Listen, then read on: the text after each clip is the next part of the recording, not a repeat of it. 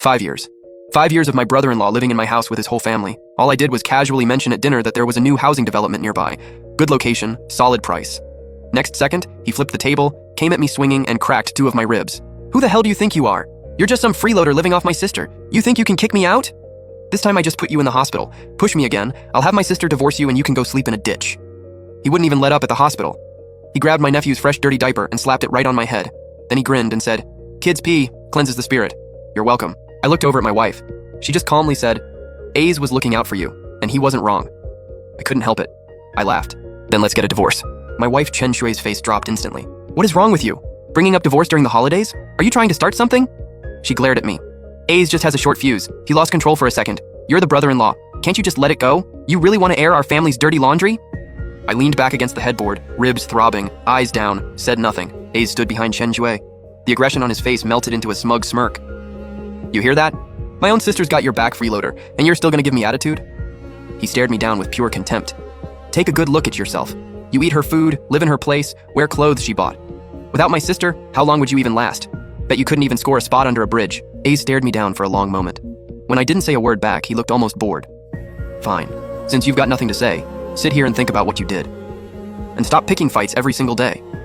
He kicked the hospital bed and walked out without looking back. Chen Shuo glanced at my chart with a frown. Not a hint of concern, just straight up blame. "Don't hold it against A's, that's just how he is. He got riled up and wasn't watching where he was swinging. He didn't mean to hurt you. It was just one hit. Rest up, I'll bring you food tomorrow." And just like that, she was gone too. For over a week in that hospital, not a single person came to visit. I counted the days myself and checked out on my own, but I didn't go back to that so-called home. I went straight to an apartment that had been registered in my name the whole time. The place was off the radar, surrounded by longtime neighbors I knew well, no strangers around. I bought it as a backup plan from the start.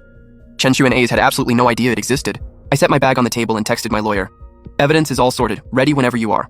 Once everything was in place, I laid low at the apartment and recovered. I'd go out for essentials now and then. The rest of the time I spent putting together what I needed for the next steps. 2 days later, my phone wouldn't stop blowing up. Chen Shui calling back to back. I glanced at the screen, silenced it, and let it go. Then the texts started flooding in. "Where are you? The hospital said you checked out. Where'd you go? Are you seriously hiding from me? Grow up. Text me back. You're making me worry." I scrolled through, took one look, and put the phone down. Not long after, the family group chat went off. Chen Shui dropped a whole string of voice messages. "Tell me what you all think. My husband gets discharged and just vanishes. No call, no text, nothing. Is that okay to you guys? He was talking about divorce at the hospital. I figured he was just venting. Turns out he's actually gone MIA. He's just mad at A's. A's already apologized and he's still holding a grudge. Some brother-in-law." A's jumped in right after with his own voice messages. "Pfft, what a joke. Just some clown mooching off my sister. Without her, he's got nowhere to go. He's hiding and playing victim. Nah, he's just scared to face me. He'll come crawling back eventually. Sis, don't stress him, he won't last long. When he shows up, I'll handle him." The relatives in the group chat started piling on, some telling Chen Shui to calm down, some saying I was out of line, and some just roasting me right alongside AZ. I quietly scrolled through and forwarded a screenshot to my lawyer. Add defamation to the list. 2 more days passed. Then came a knock at my door.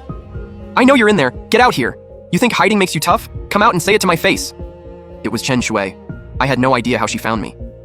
I got up and walked to the door, looked through the peephole. Chen Shui and A's both standing outside. "Open up, freeloader. Don't make me break this door down. What are you even doing hiding in a dump like this?" I didn't want to cause a scene for the neighbors, so I opened the door. They both froze when they saw me. "Oh, so you do know how to open a door. Come home. Stop embarrassing yourself out here." Chen Shui stepped forward. I stepped to the side and slipped out of her grip. Didn't say a word, just watched her. Ace pushed his way in from behind. "You've got the nerve to hide? After everything my sister's done for you? I'm telling you, get back there and apologize, or you're gonna regret it today." He looked ready to throw hands. I didn't respond, just stared him down. All these years I put up with him, not because I was scared, but because I didn't want to make things harder for Chen Shui. That was over now. My stare made him visibly uncomfortable. He cursed under his breath and reached out to shove me, but the second he met my eyes, he froze. This was probably the first time he'd seen me like this, no longer the pushover who just took it. And for the first time, he actually thought twice about coming at me. After a few seconds of standoff, A's backed down and pulled his hand away, but his mouth kept going. He scoffed. "The hell you looking at? Keep staring and I'll drop you." I finally spoke. "Nothing left to talk about. We're getting a divorce." Chen Shu's expression shifted completely. "Excuse me? Stop playing around. Let's just go home. Whatever it is, we'll talk there, when not out here." "I'm not playing. I've thought about this. I want a divorce. If you're willing to sign the papers, I'll let everything slide." This was the last chance I was giving her. Chen Shu started to panic, stumbling over her words.